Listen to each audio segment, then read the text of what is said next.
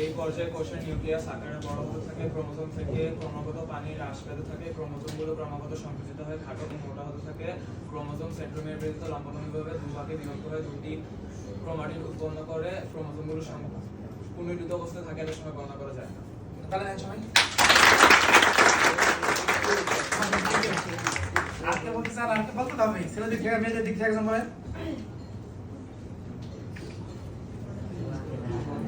বলতে হবে must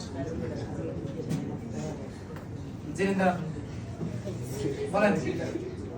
competition বলেন বলেন বলে বলেন পর্যায়ে নিউক্লিয়াস অনেক বড় ছোট বলেন তারপরে আকারে বড় হতে থাকে, আকারে বড় হতে থেকে পানি হ্রাস পায়, সংকুচিত হয়ে খাটো থাকে, সেন্ট্রোমিয়ার ব্যতীত দুভাগে বিভক্ত হয়ে ক্রোমোসোম নতুন ক্রোমাটিড তৈরি করে,